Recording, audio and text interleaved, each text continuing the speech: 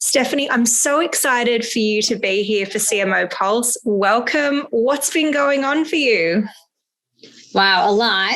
It's a super busy time for us at Fandom, and I think just in the world right now. At least I'm feeling that energy from everyone.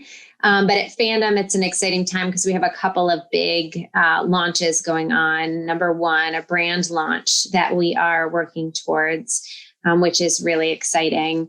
And number two, a large launch for our tabletop gaming business, which I can talk a little bit more about as we super serve fans. And both of those things are, finding ways to engage our fans, to excite our fans, to celebrate fans across all of our businesses, which is the core of what we do. Can you talk a little bit about what Fandom is and maybe highlight anything that for you has really changed among your fan communities, particularly with the last year, 18 months that the world's just gone through?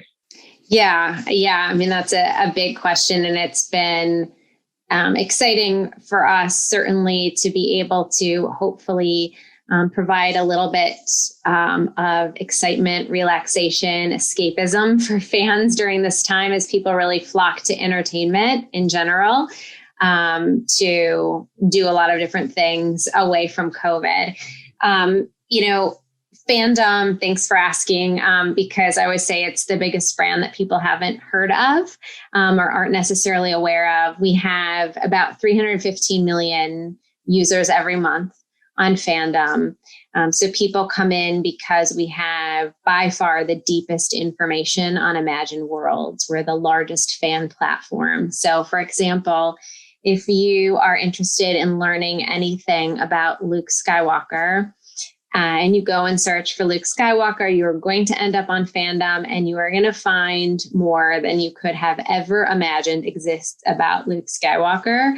I did a comparison against Wikipedia, which we actually were initially part of Wikipedia and spun out. But we have, for example, on Luke Skywalker, 35,000 words about Luke Skywalker. I mean, you scroll forever, whereas Wikipedia is 4,000. So that's kind of the facts, right? The things you need to know. And then to really learn every single detail of everything about Luke Skywalker, you come to Fandom and you can really engage and go extremely deep.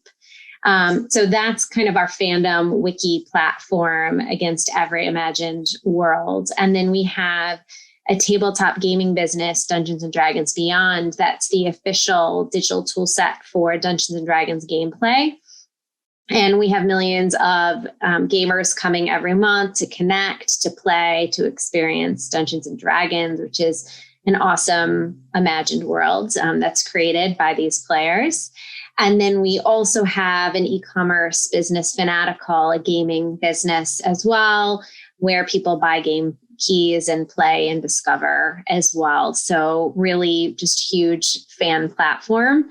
Moving to your second piece of that question, I think not surprisingly, and this has been talked about a lot everywhere and in the news, people being at home, having more time than they had. They were spending a lot of time with entertainment, right? A lot of time playing games, a lot of time watching movies, TV, and not surprisingly, our traffic shot up like 40% year over year.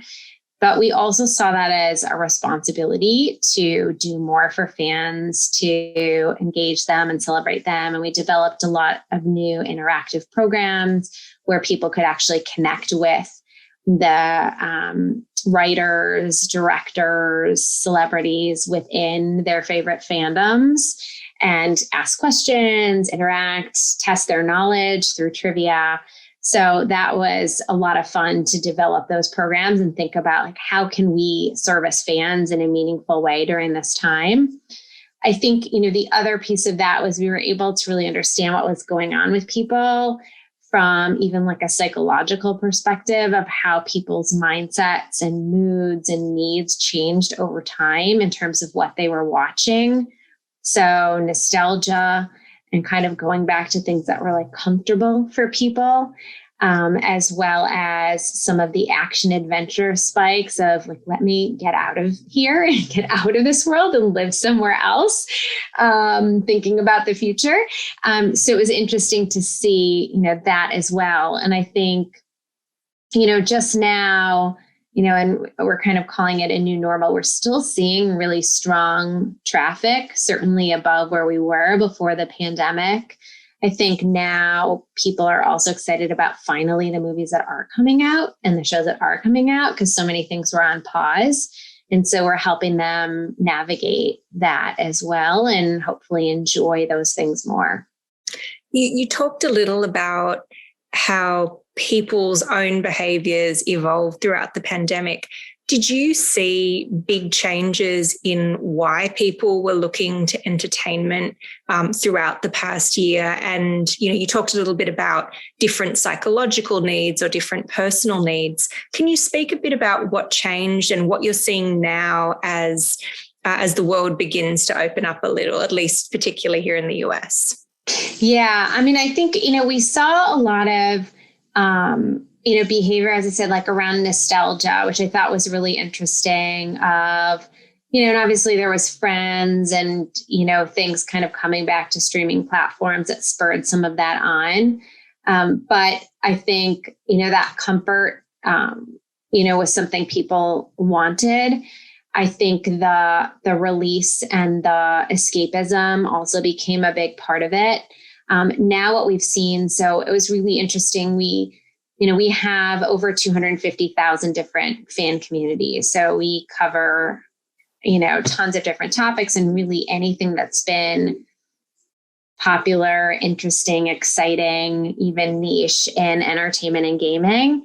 And so we've seen people really engaging across all of those and starting to go deeper. And we've seen what we call like our long tail, right? The things that aren't necessarily fresh and new tent poles, right? New releases do really well. So it wasn't just the new stuff where people were coming in. We're seeing a ton of engagement with the longer tail, existing even 5-year, 10-year, 20-year-old programs. This year, however, we've seen that change back a little bit, where the tent poles have come back. And we're seeing people flocking more towards the things that are actually being released. I think, number one, people are busier. They don't have as much time to go back to the old thing. And there's so much being released right now, which is really exciting. So, we're seeing some changes there. And I think, from a streaming perspective, because that's been really interesting for us to be a part of and to watch what's going on there with all of the competition and all of the investment in new programming. We've seen kind of different themes and trends around what's resonating with people. And we kind of bucket that into a few different categories. So like second lives. So, and I mentioned this a little bit with Friends, but when a streaming service all of a sudden gets the rights to a program, all of a sudden people start watching, they start promoting it and people start watching it again. Right. So it can be Dawson's Creek, right? Which became huge when it joined Netflix. Downton Abbey, right? Just recently also has become huge.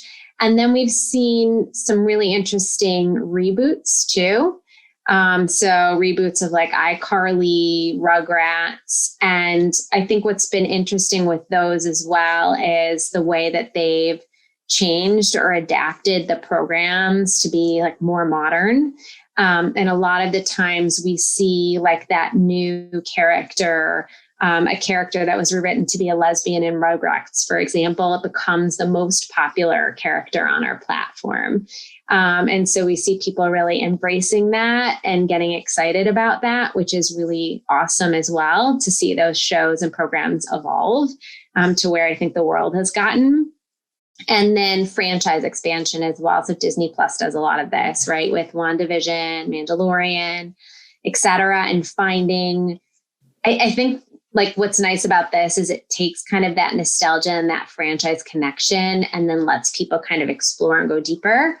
And where we play a really important role there is those universes get like more and more and more complex over time. All of the relationships, and this person died 17 times already. Like now they have a new life. I can't remember when they came back to life. And so, with the depth of content that we have, people can come and kind of figure out, oh, okay, that's what Loki did. Like, yeah, exactly. Like this, now I remember this. So we do really well with that type of, program, movie, game where it's very complex, and we help make it easier for people to enjoy. So that's been certainly a big driver for us of engagement. No, I love it. And you mentioned nostalgia as something that was important. One funny thing that you'll get a kick out of when Friends was really spiking, and we obviously saw it on the social. Oh yeah, of course. Yeah, but we were reading through some of the comments. It was hilarious. One of the biggest themes was costumes. So people were like, "Wow, I love their costumes." I was like, "No, that's just their clothes." Right. Because they're real people. Right. Yeah. But it was like contextualized today with, young adults or whatever who are looking at it and going, yeah, I'm just like watching it because their costumes are so fun. And it was just a really fun reframe of something at that point. So talking now, I guess, a little bit about your role. So you came from a huge role at Condé Nast. You've worked with a lot of other major media companies like NBC and Discovery and Vivo. What drew you to Fandom? And can you talk a little about what's different about the role that you have today? Yeah, of course.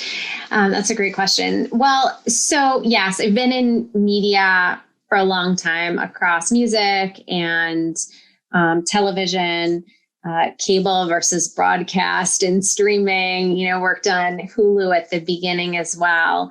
And so I love entertainment, first of all. So, getting to work with and service fans more directly was something that was exciting to me. We were always, and obviously like things have changed, even at NBCU, but, we used to have a little bit less contact with the fans directly there. So we're making programs that would then get distributed through, cable providers and DVDs and, et cetera. It's probably like dating myself, but at least I didn't say VHS, maybe VHS.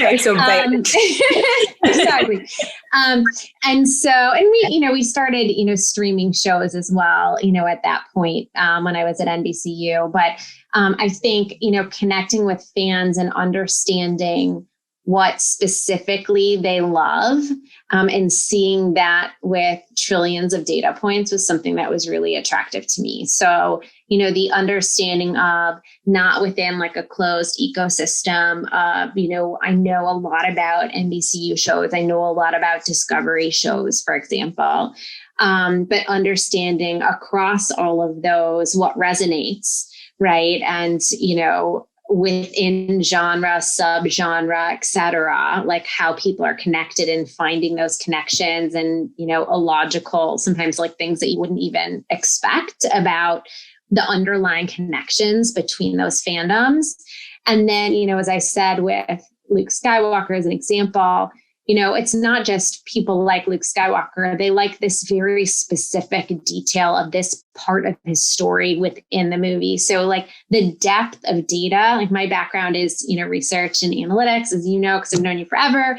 And I just I'm fascinated by that stuff. I'm fascinated by the connections and, how we can use that to create better experiences for fans, how we can connect the dots for them, how we can help them discover something new that they're going to absolutely love.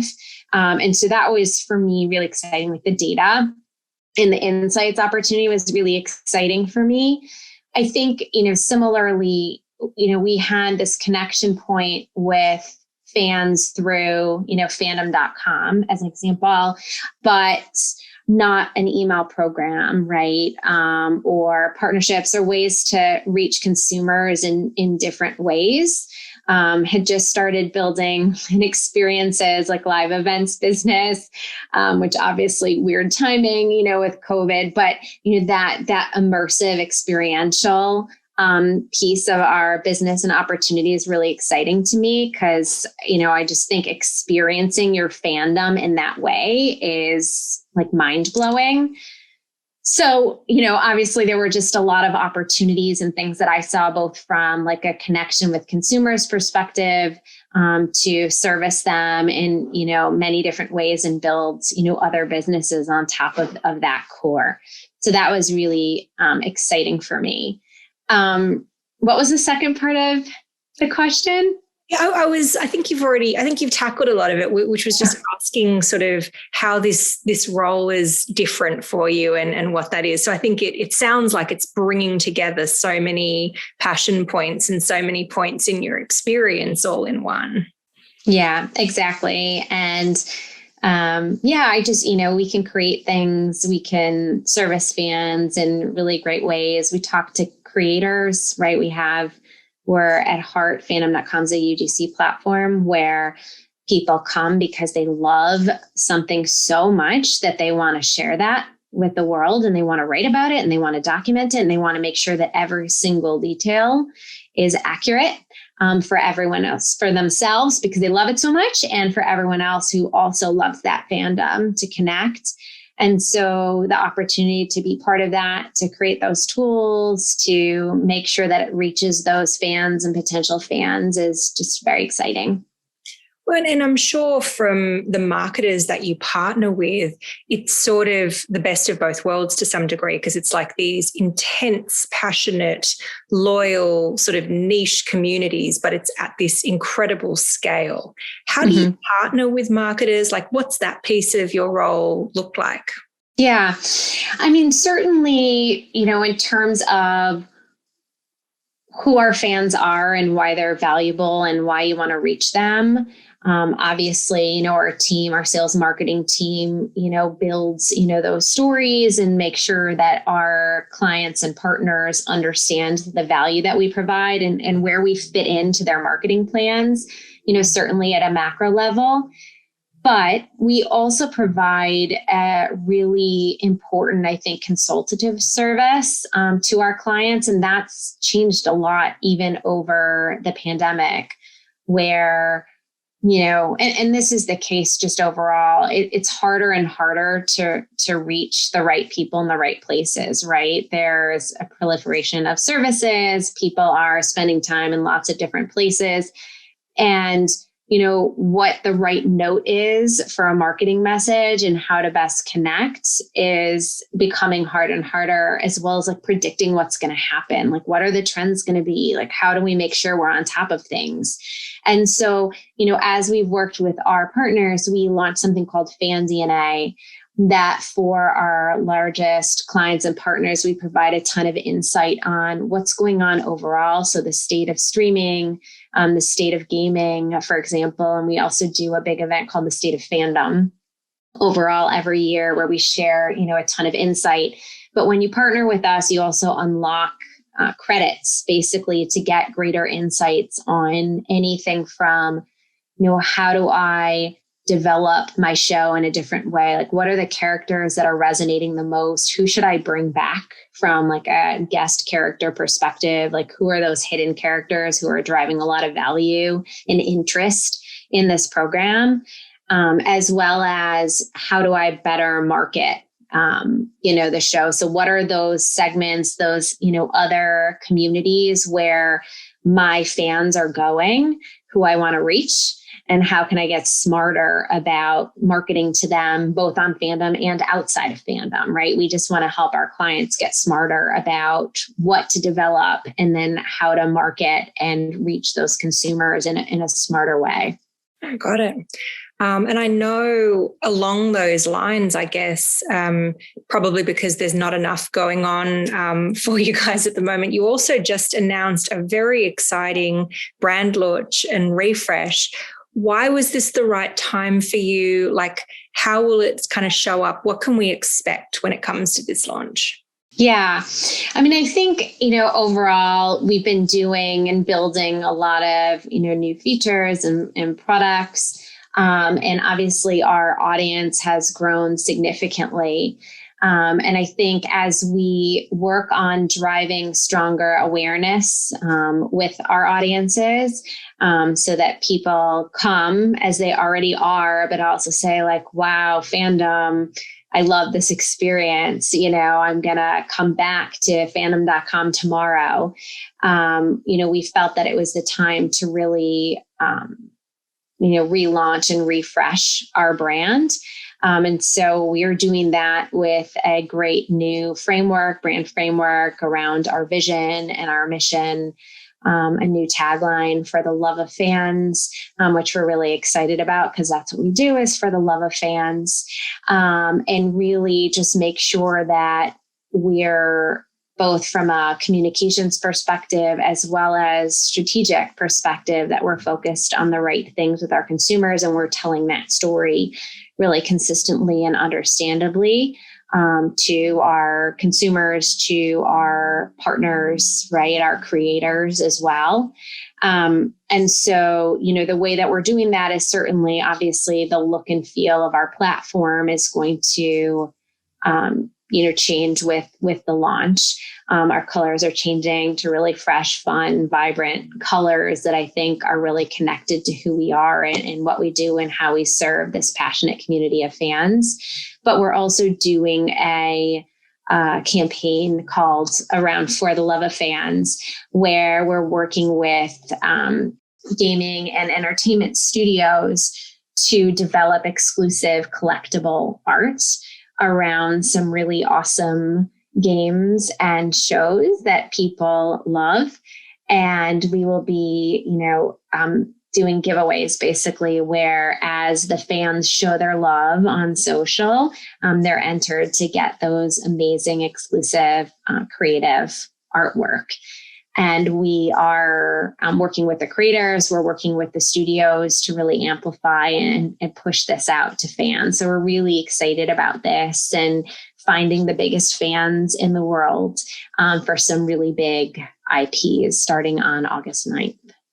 Amazing. And you just touched on it, but I want to dig in. So what's the role of social media for Fandom, both with this launch as well as, in general, when it comes to supporting your fans? Yeah, I'm so surprised you're asking about social media, Tanya. I gotta, right? I know. So social is very important to us, obviously. And I think that's another place where brand will really help us. And, our following has grown, and we've, I think, according to Shareably, been one of the most engaging media brands, which is exciting. And I think, our social and our creative there is really awesome, I think. And I think obviously with the results, others think as well, fans think as well, where we do a lot of interesting things, not just with trends and what's going on in fandom, but exploring those worlds more deeply. So getting into those imagined worlds. So, if Godzilla and King Kong were real, right? Like, what would their size differences be? And kind of bringing that to life, like some fun around those fandoms. We do that a lot with, like Loki, like what is wrong with him? Like psychologically, like if he was a person, then, what would the doctors say basically? So I think we do a lot of fun things of really digging into those worlds and getting fans excited. Certainly we also share like news and updates on what's going on, what's trending, et cetera. But the visuals in particular, around the world, I really love, that are great for like Instagram. And, we're looking at, TikTok too. We've done some tests there as well. But we think that the new jump feature there is something that will be really good for us too, because obviously to, help the creators explain what they're doing, fandom obviously plays a big role in that. And so we think there's a real opportunity there as well. So I want to talk a little more about you now, Stephanie. So I was looking at your background and I knew about the research and I knew about the marketing and the insights. What I didn't know was that one of your first roles was for a company that you founded. Can you talk a little bit about that? Because that was incredible to see. And I read up on it and it was a real thing that you kind of brought into this world. Can you talk a little bit about that experience and how did that maybe shape some of your journey after that? Because that's a very gutsy thing to start off with. I love it. I didn't know you were going to ask me anything about that. I haven't talked about this for so long, but I love it. So what happened was this. So I was in college at University of Michigan, go Blue. And I was reading a magazine. I think maybe it was like Teen People or something. I don't even remember. And Laura Dern, which I'm sure everyone thinks is a trendsetter, probably not, was wearing a toe ring. And I was like, toe rings. And I was like, this is really interesting. I feel, and I for some reason, I felt like I had spotted something, like I had spotted a trend. And it was around the time of like hard candy nail polish, if you remember that, where everyone was wearing blue. And it's kind of come back. Like I'm seeing everyone wearing blue nail polish again. I'm like, oh, wow. Very, very early. Yeah.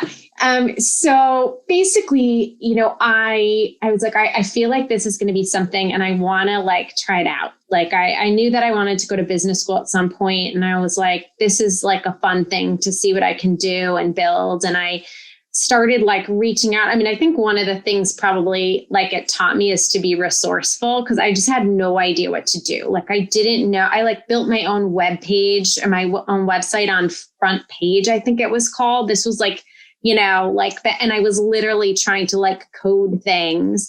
I developed my own logo. It was called Toe Wraps. And there was Toe Wraps by Stephanie. And I had all these little stamps, and I ordered these little boxes that I put this little tissue paper in. And I was working with like a silver producer in Rhode Island, and then getting from New Mexico all of these gems. And then I started like literally just going into stores and trying to sell. I moved to LA and I went to all these stores, and I would bring this little box that I created to like market it, and was, showing it around. And then people were like, well, maybe. And then I went into Fred Siegel. I don't know. I'm assuming it's still, but I don't even know. But Fred Siegel was like the trendy store in LA. And they had like a couple locations, and I went in and I was able to get a meeting with a buyer, like cold, didn't know anyone there. And I'm like 21 years old. And I go and I meet with them, and I'm like, this box, and like, this is why it's really exciting and fun. And LA is perfect. And people are wearing sandals and blah, blah, blah. And I'm wearing them all over my feet. And they're like, we'll try, like, we'll take some on consignment. And I was like, okay. And I had this like box that would go at the cash register, which was also very smart, or like impulse purchase. And they sold out like right away, and they started ordering for me.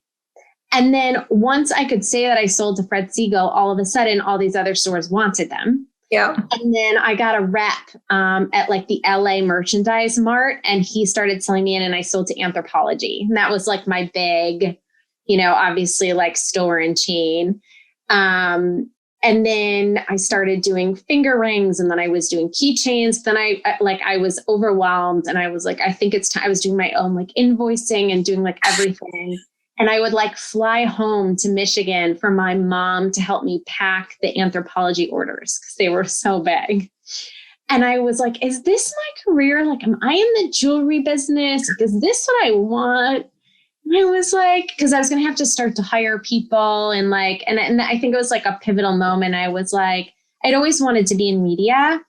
And that's initially I was going to go to LA and work in the movies until like spring break. I changed my mind and started this company. And I was like, no, I want to go to business school. And I, sold off to actually the merchant, my rep, the company, and the merchandise. And I went to business school in New York, and I stayed here and worked in media ever since. But it was a great experience for me from a lot of different perspectives. I think it even helped me respect and sympathize with finance and procurement and all these teams that I work with now of, understanding like what they're going through, product, right? Which wasn't even, I feel like, a thing then. I mean, maybe it was at Google, but nowhere else. So yeah, and just kind of being on my own, like fighting, positioning, thinking about creative and the role that plays target audiences was just a great background and experience for me. I love that. If you could go back to the start of your career and give yourself one piece of advice, what would that advice be? That's a really good question. Be a data scientist. That might be. That's what I tell everyone now. Data science. I used to say analytics. Now I've moved to data science. Yeah. Engineering. At some point, right? Yeah. Yeah. Exactly. I don't know. I feel like I was going back in my career and like thinking about all of the things that I learned in different places. I mean, I think, maybe it would be kind of what I tell like young cousins now around, their career and like the stress and the pain that you feel. I don't know if you did, but like coming out of college or, in your last year of college, when all of a sudden, like you realize you're going to be on your own, you feel like, and people these days might not feel this way, but then you felt like the decision that you were making about your career was like the decision. Yeah, it was terminal. You were stuck. Whatever you picked, that's it. Yeah, I think there's still that feeling for sure. Is there? Okay, because I feel like people switch more these days. So maybe there's, but then it was like. Yeah, but I still think they agonize on that first decision because there's maybe this thing in your head that goes, well, whatever you start with, like that's going to set the tone for everything, and I feel like there is still that pressure. Yeah. And I think, and I heard this phrase once, it's not a ladder, it's a lattice, which I really liked because I think, every decision that I've made, and I've made it because it was something I really loved. So it wasn't, I think this is going to be really good for my career so that I can be a CEO in 20 years, right? It was, wow, I'm really passionate about this. I really love this. So like with research, I really loved research, right? But it was like, really, do you want to be in research? When I was in business school, I was like, we're all going into brand management and consulting and investment banking. And I was like, but I really like research. Like I love understanding why people make decisions. And I'm just interested in, how to develop products for people, right? For needs and to understand what drives people and what they're excited about. And so I went that path, right? And I still ended up in the same place or maybe even above that place where I would have been in brand management. But I got there, I think, through a lot of different experiences. So I think I would have just told myself, like, it's okay.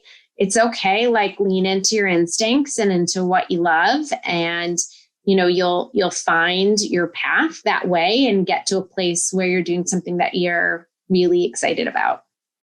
Yeah. Making that leap is a big one. And I often think it's so helpful to hear you talk about your pathway that way, because I think there's still that perception, even though none of us know that this is how it happens, is like you just 50 or 10 years ago, 5 years ago, 15 years ago, just went, right, this is my pathway to get to CMO or to get to CEO or whatever it is. And I'm not going to diverge from it. I'm just going to stick to it. And I think there's often relief in knowing that maybe it isn't that linear and that tidy. Mm-hmm. Exactly. Yeah, I completely agree. So it would have taken some of the stress off of my younger self. Although I think I did end up just doing what I was interested in anyway, but it was probably stressful to do that. It was definitely stressful to do that. So probably would have just said like, it'll be okay. Like doing what you love is going to work out okay for you. Yeah. And now you're just doing sort of marketing by Stephanie, right? So, right. Exactly. See, bringing it all together. Nice. That's amazing. As you stare out towards the second half of 2021, 2021 and beyond. What excites you? What's on the horizon? Are there any sort of big innovation milestones? Can you talk a little bit about what's next for you? Yeah. I mean, I'm excited about a lot of different things. Not surprisingly, I'm excited about, our data and insights capability and how we can certainly use that to make our consumer experiences better, right through smart personalization and customization on our platforms, as well as what are extensions, new features, new functionality, like how we can do that in a way that drives the most value for our consumers, but also how to inform different partnerships as well and draw, right now, the experience for consumers in many different places is very fragmented, right? I feel like things continue to get more and more fragmented because there's so many amazing things so many companies are doing, but everything becomes much more niche and kind of spread out. And so, we're thinking a lot about how we create a more seamless experience and how we can, partner with some of our endemic partners who maybe play in the space where people play games, or watch people playing games or watch shows or movies, and how we can integrate with those experiences in a seamless way, I think is, a really big opportunity. Similarly, on the platform, we have a large discovery effort and initiative right now where someone has come to us for something specific, in many cases, an answer or to learn more or to dive deep or to remember something. And then how do we, take that and give them a little bit more? How do we service that love a little bit more, show them something they didn't even know that they would love? And so we're running a lot of experiments in the next couple of months around that next action, that next step, and engaging with us more deeply as that fan platform where they can, really do more. So I'm excited about that. We have a huge launch for our tabletop gaming business as well, which I'm not going to mention because we're announcing it in a couple of weeks, but it's really going to completely change gameplay and how people use D&D Beyond, Dungeons and Dragons Beyond, with us. And so I'm really excited about that because I just think our subscription is going to become so rich in terms of how people engage and interact with us and making their experience just so much better. So I'm really excited about that as well.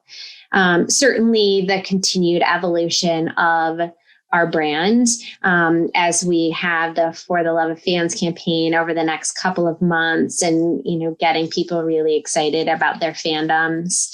We're also doing some cool events, believe it or not, in the back half of the year, which I'm really excited about. I know one that I can't talk about yet, but I'm really, really excited about, an immersive experience with an amazing partner.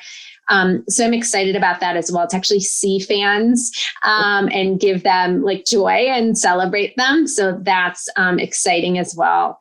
So, and then finally, another one that I'm really excited about that's really core to who we are and our brand is this, feeling of belonging and safety on Fandom. So that's very important to us, is that you can come to Fandom and you belong just because you're a fan.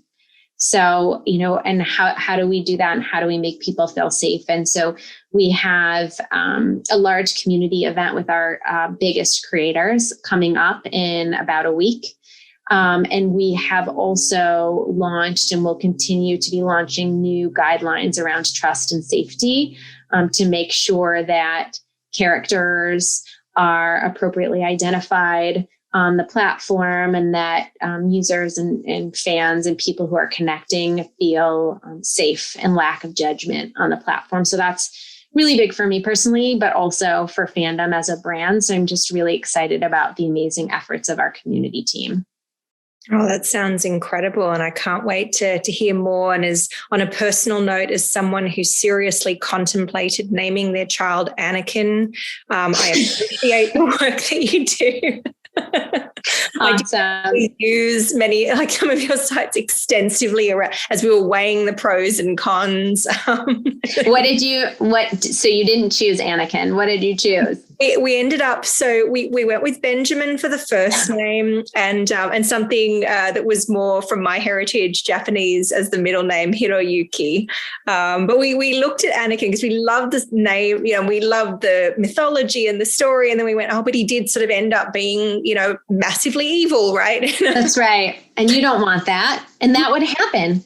And unlike other names where you can be like, this Jeremy is a horrible person, but I know this other Jeremy who's great. It's not like you have a lot of other Anakins to be like, this one didn't end up as sort of the, the owner of all darkess in the universe. Right. It is a good name. Yeah, it is a good name. It's interesting. Yeah, I know. But we did consult extensively with a lot of the imagined worlds around that. So thank you for that as well. Oh, awesome. I love that. I think, I've thought a lot about doing fan stories like that around your fandom. That's a really good one. So maybe we'll bring you on to be part of a series. Well, it's not necessarily in the remit of like, maybe some would-be parent is one, but it's actually it was so helpful because you go, otherwise you have to do all this extensive research and stuff. Yeah. You're like, wow, like looking through this, he did do like a lot of bad things. So you're right, exactly. I was like, I know. Like I'm sort of losing my my steam around this. Yeah, but let's just go with Benjamin. Just go with Benjamin, right? Yeah. So you never knew, baby naming wizard. There's a whole other use case through there. We're going to explore that, Tanya. We might have a whole persona around that. Amazing. Well, so wonderful to speak with you. Best of luck with all of the big initiatives and can't wait to catch up again really soon. Awesome. Thank you so much. This was great.